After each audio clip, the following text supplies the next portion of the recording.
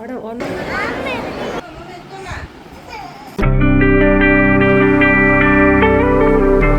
Welcome to my YouTube channel. It's me Ganga. Good morning. രാവിലത്തെ ടൈമാണ്, ഉച്ചയുള്ള ടൈമൊന്നും അല്ല. നല്ല രീതിയിൽ ചൂടെടുക്കുന്നുണ്ട്, വിയർക്കുന്നുണ്ട്. വെളുപ്പാങ്കാലമാണ് കേട്ടോ. 4 മണിക്ക് എണീറ്റു. എനിക്ക് 4:30 4:45 ഒരിടം വരെ പോകണം. വർക്കിനാണ് പോകുന്നത്. ഇന്ന് ഫുൾ ഡേ ബിസിയാണ്. അപ്പോൾ ഒരു ഫുൾ ഡേ ഞാൻ കാണിച്ചു തരാമെന്ന് വിചാരിച്ചു. നൈറ്റിൽ വീഡിയോസ് ഒന്നുമില്ല, പക്ഷേ ഏതാണ്ട് വൈകുന്നേരത്തെ ഫുൾ വീഡിയോസും ഉണ്ട് കേട്ടോ. രാവിലെ 5 മണിക്കാണ് വർക്ക് ധന്യര പാർലറിൽ വെച്ചിട്ട്. അപ്പോൾ ഞാൻ ധന്യര പാർലറിൽ എത്തി. വീട്ടിൽ നിന്ന് കുറച്ച് കിലോമീറ്ററേ ഉള്ളൂ കേട്ടോ. ഞാൻ അവിടെ എത്തി. 4:30 ഞാൻ ഇറങ്ങണമെന്ന് വിചാരിച്ചു. 4:45 എത്തുമല്ലോ എന്ന് കരുതി. പക്ഷെ ഞാൻ ഇറങ്ങിയപ്പോൾ 4:41 4:51 ഞാൻ എത്തി കേട്ടോ. രാവിലത്തെ ടൈം ആയതുകൊണ്ട് ഞാൻ കത്തിച്ച് വിട്ടിട്ട് ആണ് എത്തിയത്. 4:45 ഞാൻ എത്തി. ഷോപ്പ് അവൾ തുറന്നിട്ട് കല്യാണ പെണ്ണിനെ വിളിച്ചുകൊണ്ട് വരാൻ വേണ്ടിയിട്ട് പോകുമെന്ന് പറഞ്ഞിട്ടുണ്ടായിരുന്നു. അപ്പം ഞാൻ എത്തിയപ്പോൾ ഒരു 10 മിനിറ്റ് താമസിച്ചു. അതുകൊണ്ട് അവൾ കല്യാണ പെണ്ണിനെ വിളിച്ചിട്ട് നമുക്ക് വർക്ക് സ്റ്റാർട്ട് ചെയ്യാമെന്ന് പറഞ്ഞു. ഇന്ന് നമുക്ക് 1-2 മേക്കപ്പ് കൂടുതലുണ്ട്. അപ്പോൾ തന്നെ ആ ഒരു ടൈം മാനേജ്മെൻ്റ് ആണിത്. 4:45 ഈ ഷോപ്പ് ഓപ്പൺ ചെയ്ത് വരുന്ന കുറച്ച് ലാഗിങ് വരും. അപ്പോൾ 4:45 ഞാൻ എത്തി. കീ വാങ്ങിച്ച് എല്ലാം ഷോപ്പൊക്കെ ഓപ്പൺ ചെയ്തതിന് ശേഷം 5 മണിക്ക് സ്റ്റാർട്ട് ചെയ്യാം. അതായത് ഈ ബ്രൈഡ് വന്ന ഉടനെ തന്നെ നമുക്ക് സ്റ്റാർട്ട് ചെയ്യാമെന്നാണ് വിചാരിച്ചത്. പക്ഷേ കുറച്ചൊന്ന് ലേറ്റായി. എൻ്റെ ഭാഗത്തുനിന്നുള്ള മിസ്റ്റേക്ക് കാരണം ഞാൻ 4 മണിക്ക് ഉറക്കം എണീറ്റു. പക്ഷേ ഇറങ്ങിയപ്പോൾ ഒരു 4:45 കേട്ടോ. ഇതാണ് നമ്മളെ ബ്രൈഡിന് ഒരുക്കുന്ന സമയത്തുള്ള വീഡിയോസൊന്നും എടുക്കാൻ പറ്റില്ല. കാരണം ഫുൾ കോൺസെൻട്രേഷൻ നമ്മൾ വർക്കിലായിരുന്നു. അതുകൊണ്ട് ആ ടൈമിലുള്ള വീഡിയോസൊന്നും എടുക്കാൻ പറ്റിയില്ല. അവസാനം ബ്രൈഡ് ഒരുങ്ങി കഴിഞ്ഞതിനുള്ള ശേഷമുള്ള ലുക്കാണ് കേട്ടോ ഇത്. അത് കഴിഞ്ഞ് നമുക്കൊരു സാരി ഡ്രേപ്പിംഗ് ഉണ്ടായിരുന്നു. അപ്പോൾ ഈ കുട്ടിയുടെ 7ാം മാസത്തെ ചടങ്ങാണ്. അപ്പം നമ്മൾ ഈ ഇടയ്ക്ക് ഈ കുട്ടിക്ക് ഒരു സിമ്പിൾ മേക്കപ്പ് ഉണ്ടായിരുന്നു. അപ്പോൾ അത് ഇഷ്ടപ്പെട്ടിട്ട് വീണ്ടും വന്നതാണ്. അപ്പോൾ ഇത് ജസ്റ്റ് ഒരു സിമ്പിളായിട്ട് മതി എന്ന് പറഞ്ഞിട്ടുണ്ടായിരുന്നു. സാരി ഡ്രേപ്പിങ്ങും കാര്യങ്ങളും അല്ല. അങ്ങനെ അതുകൂടി കഴിഞ്ഞിട്ട് നമുക്ക് നേരെ കടയ്ക്കൽ പോകണം. അവിടെ നമുക്ക് 2 സാരി ഡ്രേപ്പ് ഉണ്ട്. രാവിലെ 2 സാരി ഡ്രേപ്പ് ഉണ്ട്, ടച്ചപ്പ് ഉണ്ട്. അത് കഴിഞ്ഞ് വൈകുന്നേരം നമുക്ക് കടയ്ക്കൽ ഒരു റിസപ്ഷൻ മേക്കപ്പ് ഉണ്ട്. അപ്പോൾ ഇതെല്ലാം നമുക്ക് ഇന്ന് ചെയ്യാനുള്ളതാണ്. അപ്പോൾ ഇതിനിടയിൽ എനിക്കൊരു കല്യാണത്തിനും പോകണം. അത് ഏറ്റവും വേണ്ടപ്പെട്ട ഒരു കല്യാണവും കൂടിയാണ്. കാരണം എൻ്റെ ഒരു അയൽവാസിയാണ്, പിന്നെ കൂട്ടുകാരൻ്റെ അനിയൻ്റെ കല്യാണമാണ്. അങ്ങനെ ഞങ്ങൾ ഇവിടുത്തെ വർക്കൊക്കെ കഴിഞ്ഞതിന് ശേഷം ഇറങ്ങി. 2 മേക്കപ്പ് ഉണ്ടായിരുന്നു. അപ്പോൾ അത് കഴിഞ്ഞതിന് ശേഷം ഇറങ്ങി. ബ്രൈഡ് ഹാപ്പി ആയിരുന്നു കേട്ടോ. അപ്പോൾ ഇറങ്ങി നമ്മൾ നേരെ പോണത് കടയ്ക്കലോട്ടാണ്. അവിടെ നമുക്കൊരു സിമ്പിൾ മേക്കപ്പ് ഉണ്ട് 2 പേർക്ക്. ഞാനും തന്നെയും കൂടെ ഉള്ളതുകൊണ്ട് അത് പെട്ടെന്ന് തീരും, കുഴപ്പമില്ല. ടൈം ഒരുപാടൊന്നും എടുക്കത്തില്ല. 1 മണിക്കൂർ കൊണ്ട് തന്നെ എല്ലാം കംപ്ലീറ്റ് തീരും. എന്നിട്ട് നമുക്ക് അവിടെ നിന്ന് ഇറങ്ങാൻ പറ്റും. കണ്ണനാണ് നിങ്ങൾക്ക് എല്ലാവർക്കും അറിയാം, തന്നെയുടെ ഹസ്ബൻഡാണ്. അപ്പോൾ ചേട്ടനാണ് ഡ്രൈവിംഗ് സീറ്റിൽ കേട്ടോ. ചേട്ടൻ ഉള്ളതുകൊണ്ട് നമുക്ക് പിന്നെ വിചാരിക്കുന്ന സ്ഥലത്ത് നമ്മൾ ഓടി എത്തുന്നുണ്ട്.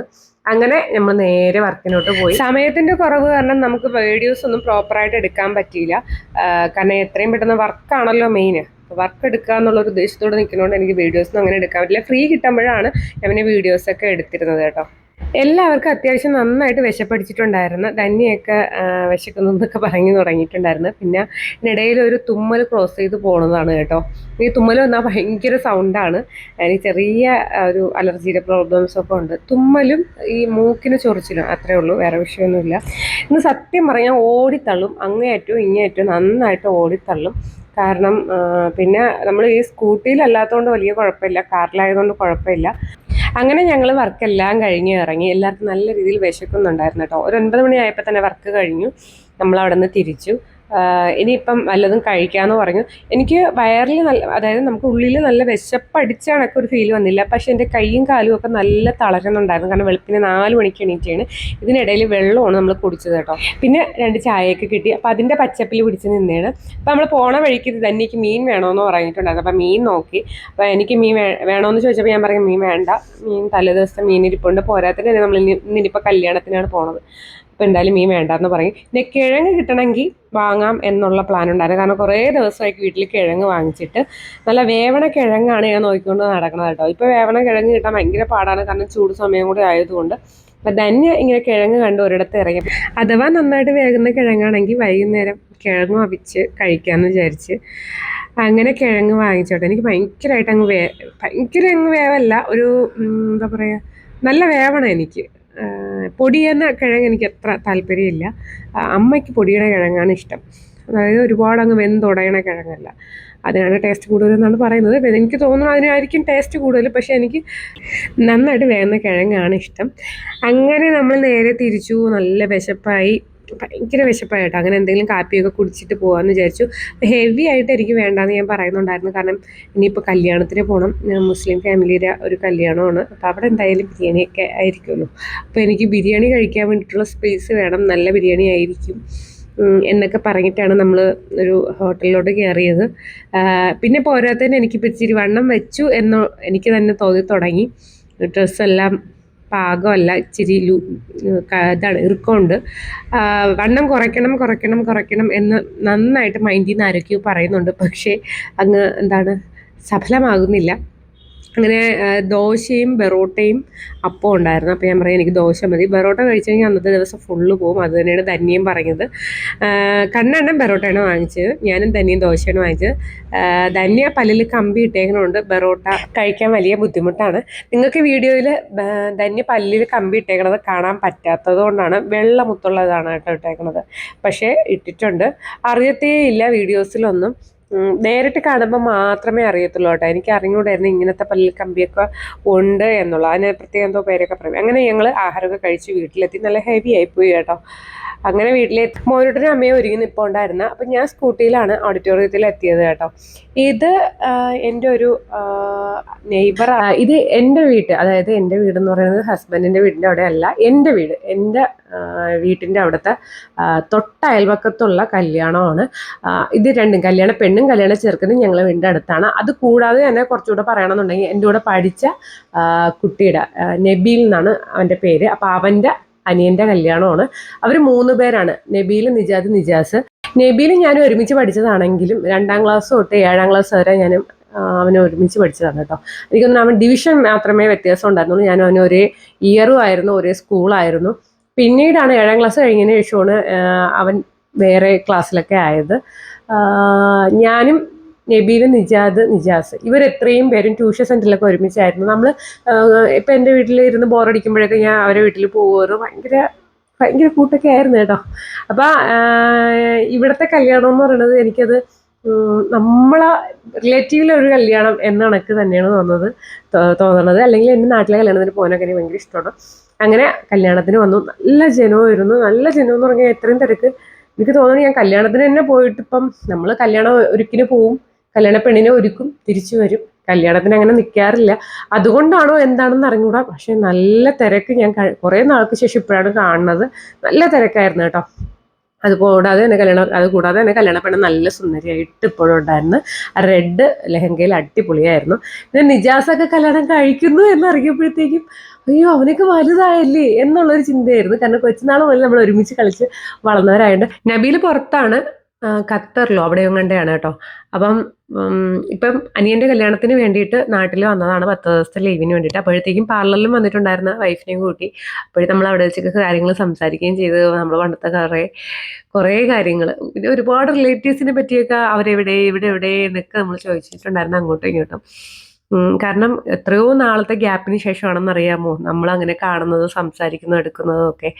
പിന്നെ കല്യാണം കഴിഞ്ഞു. ഇതിനിടയിൽ ഞാനും മോനൂട്ടനും അമ്മയും കൂടെയൊക്കെ ഫുഡ് കഴിച്ചു. ഞാൻ വലുതായിട്ടൊന്നും ഫുഡ് കഴിച്ചില്ല കേട്ടോ. എനിക്ക് കാപ്പി ഇച്ചിരി ഹെവി ആയതുകൊണ്ട് കഴിക്കാൻ പറ്റിയില്ല. ഇതാണ് നബീൽ കേട്ടോ. അപ്പം അവൻ ചോദിക്കുന്നുണ്ട് യൂട്യൂബിൽ ഇടാൻ വേണ്ടിയിട്ടല്ലേന്ന്.